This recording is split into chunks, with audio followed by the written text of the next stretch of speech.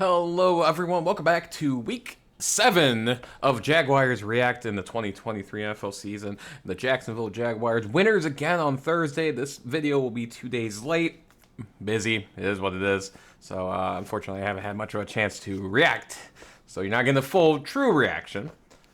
But the Jags win again. They go 5-2 on the season. Winners of 4 straight. That 1-2 start looks like a distant memory now. Remember when we lost big to Houston? Now it looks like a distant memory. As the Jags went on the road, a tough game against the Saints on a short week, in one of their toughest stretches of the season right now, to be frank. And right now the Jags are 5-2 with 11 days off, I think, before we get to, or 8 days, 9, 10, no, 11 days off before we get to Pittsburgh, which will be another tough battle, and then finally get what I think is going to be a very, very much needed bye week.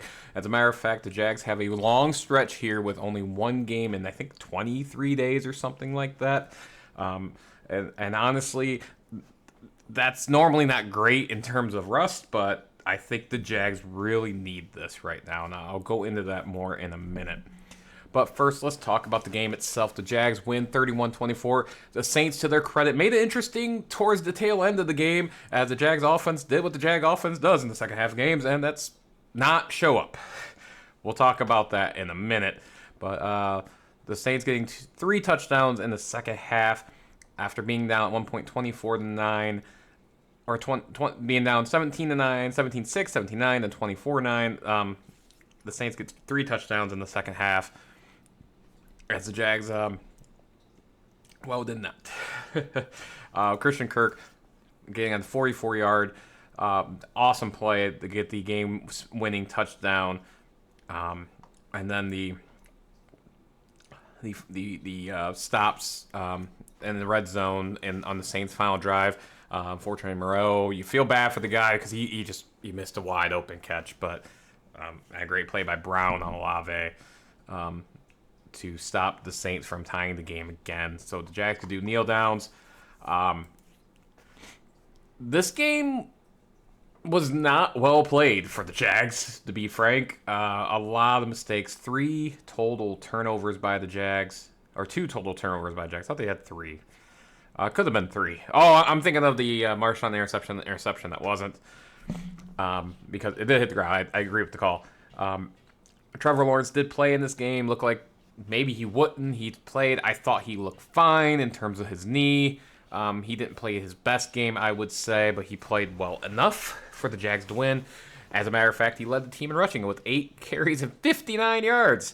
Travis Etienne, touchdown machine, but didn't get a ton of yards. 14 carries with only 53 yards, but he did get those 2 touchdowns, which was nice. The Jags in general had 26 carries for 113, mostly by Trevor and Travis, for a total of... I do that, I forget to mute my sound. The Jags did have some trouble stopping Kamara in the receiving game on defense. He had 12 receptions for 91 yards. That's not a big total, and the Jags were okay with that all game long, and it was understandable. He did get away with a couple of longer catches, but running-wise, he had only 17 carries for 62 yards. So he had a lot of yards, but a lot of touches, so it kind of evened itself out. The Jags' defense, on the other hand, played pretty well up until late, where I think they just got really, really tired, and that's been a theme the last couple of games. The Saints ended up with 407 total yards, a lot of that late, and 112 yards rushing, only 3.6. They did 31 carries. They had 295 yards passing on 55 attempts. Both teams sucked on third down. This is a theme for the Jags again this year. The Jags offensively have been terrible on third downs, only going 2 for 11 in this game. We'll talk about that in a minute. But the Saints also were worse with only 3 conversions on 18 carries. But to the Saints' credit, they went 4 for 6 on fourth downs. So that helped them keep the ball for 36 minutes of this game compared to 23. The Jags did get a pick 6 in this game. That obviously loomed large. But no, so Jags defense I thought played well for the most part until late. And And again, now I'll talk about. I think this break is huge for the Jags. They've had a hell of a 4 weeks. And you have a game, then you travel to London for two, or you travel to London for two, right? And then you come home, immediately play a divisional game the next week. You don't take your bye, and the Jags had a choice, by the way. Any team that plays overseas has a choice if they want to take the bye the next week, and the Jags haven't really done that the last couple of years, especially with Doug Peterson. So they didn't take the bye. Then they had a short week against the Saints right after that. It's impressive that the Jags have gone 4-0 in this stretch. Like, it is genuinely impressive. Even if you don't think the caliber of teams they played outside of Buffalo is good, and you want to sit here and say, well, the Bills, they weren't ready for the game because they're idiots. Well, that's the Bills' fault. That's not the Jags' fault. That's the Bills' fault. But, Atlanta, the Saints, and Indies, maybe not murder a row of teams, but how many teams are going to do what the Jags did and go 4-0 in these games with the crazy turnaround? I mean, this team looks tired. This feels tired. This team loses their steam, and they have done it 2 weeks in a row now, and they did it to the Bills too. They lose steam in the second half. For the second straight week, the offense just completely vanishes in the second half. Like, there was nothing in the second half compared to last week where they at least had one drive. This is the Jags drive in the second half. 3 and out, 4 and out, 6 plays when they failed on downs at the New Orleans 47. They had a 5-play drive. For sure, it didn't go much, but they did have a 5-play drive. 2-play drive, which ended in the touchdown. Thanks to Christian Kirk. That was a great play. I'm all for it. So they've had one drive that helped them win the game. Although last week they crushed Indy, but that's... that second half got a little scary, including the fourth quarter. But this is kind of a theme this year, where the offense just isn't right. And I get it. They scored 33 times, and they scored 68 points in 2 games. And how can you sit here and say the offense isn't right? Because I watched the games, although I didn't really watch much of this one because of work and just being tired. But honestly, this offense isn't quite right, and hasn't been all season.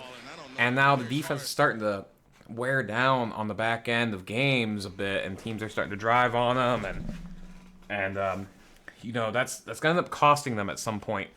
But the good news is they have, again, one game in 23 days, a lot of time to really... do you mean this one, the one with titanium? It's so light, don't touch it. I'm losing my train of thought.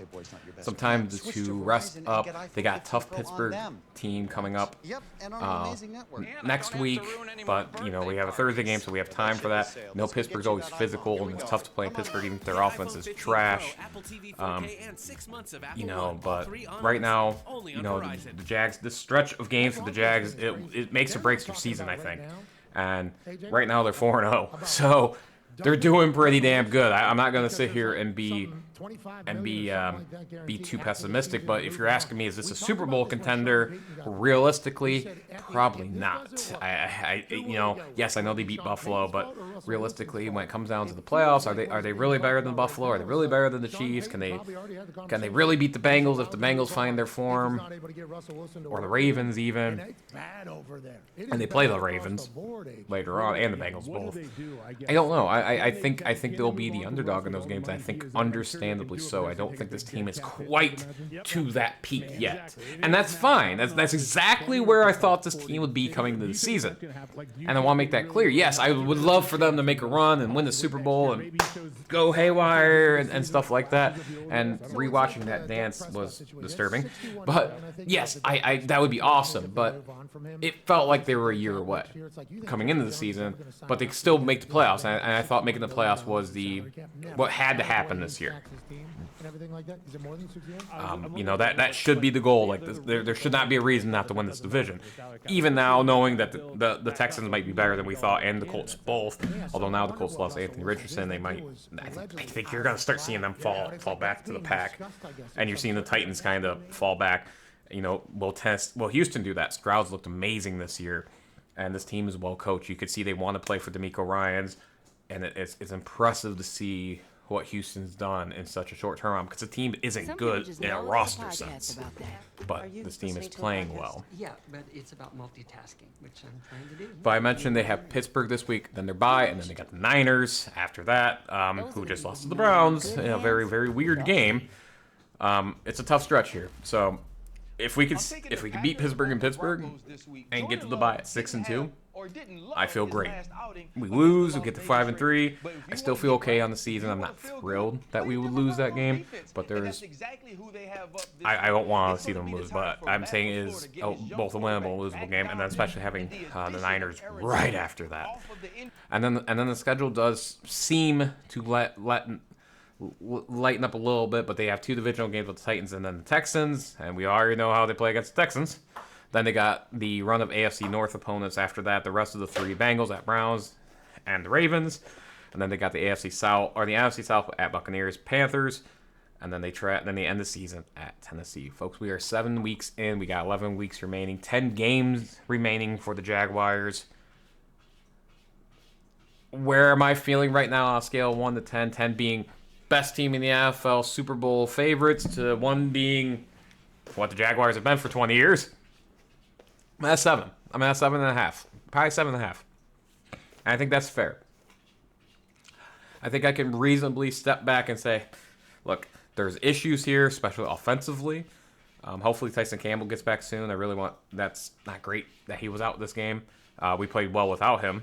But, we have opportunities in this schedule to get to 10 wins. We're halfway to 10. I think we get to 10. We win the division. And then we steal 1 or 2 more after that. We have a great chance to be a 3 or even a 2 seed, potentially with 12 or 13 wins. I don't think we're going to get 13. That's just probably unrealistic at this point. But if we can pull off 12, but 10 is the goal. 10 has always been the goal for me. I said 10 is where I expect them to be. Let's get to 10, and then we'll talk. But go Jags. See you next week with the reaction to the Pittsburgh game. Always tough, Pittsburgh. I miss that rivalry. All right, I'm going on a tangent before I end this part, or this video. So I grew up. So I became a Jags fan in '95 when they first came in the league, mainly because I liked their colors. I wanted to be different from my family. My family's never been like one team household. They're all over the place. My brothers are Browns and Bengals fans respectively. My mom's a Steelers fan. My dad's a Bills fan. I was a bit of a Bills fan pre-Jag days, but they were never my super favorite team. But I was like, that's my team. And then the Jags came in, and I'm like, you know what? That's my team, the Jacksonville Jaguars. Love their uniforms, love their coloration. And then we got Fred Taylor, and I just became a super fan of him at that point because I love Fred Taylor. I think I think he should be a Hall of Famer, and I will 100% tell you that is completely biased. With that said, obviously I think, but I lost my train of thought. But and in the old days, the Jags were in the old AFC South, which had 6 fucking teams, by the way. It wasn't really evenly distributed, but one of the main rivals for the Jags was really Pittsburgh at the time because the Jags had just kind of shown up, and Pittsburgh was the main dog in the division. The Browns ceased to exist. For the record, they only had 6 teams for a few years, 95, and then after 99, they had 6 for a bit, or not 95. They had 5 in 95. I'm an idiot. In 99 through 2001, they had 6. That's not the point. The Jags were in the AFC South, and Pittsburgh was their main rival at the time. Not even Tennessee. Houston back then. We didn't become a Tennessee rival until 99. Really, realistically, that wasn't really a rivalry. And the Browns and Bengals were never really good enough, and the Ravens weren't good in the early 90s. People forget that. They really weren't good until 2000. So Pittsburgh was the pinnacle. But Pittsburgh was down during the late 90s, too. That wasn't a good division, if we're being honest. So the Jags were ripe into taking on that division, and they did. They won 2 straight division titles in 98-99, went to 4 straight playoff appearances, and were a consistently good team. And I remember the old Pittsburgh-Jacksonville battles. It was a really fun game when they played each other. Both teams it seemed to go back and forth, and usually it was the home team would win. It was great games. I loved it, and then my mom was a Steelers fan, so we always kind of went back and forth a little bit, and even more so than my brothers who were Bengals and Browns fans because the Jags used to dominate the Bengals and Browns back in the day.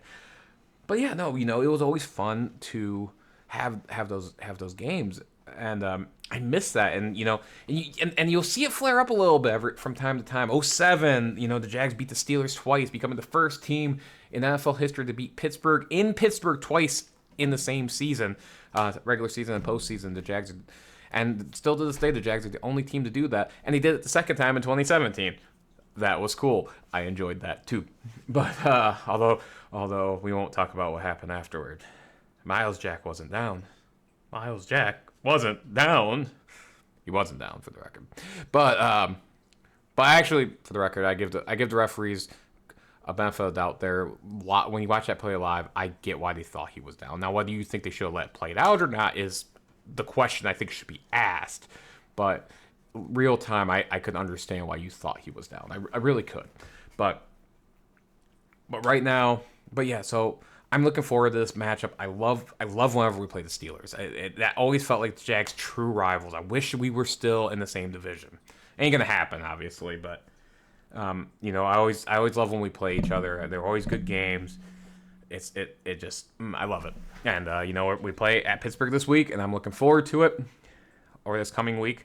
And I'm looking forward to it before our bye. And go Jags, and I obviously hope for the best. But sorry for the tangent. I'm going to end it here. Thank you for joining us here at the Lunchroom Syndicate. I am Zunker, and with one another react. Go Jags, 5-2, baby. Until next time, deuces.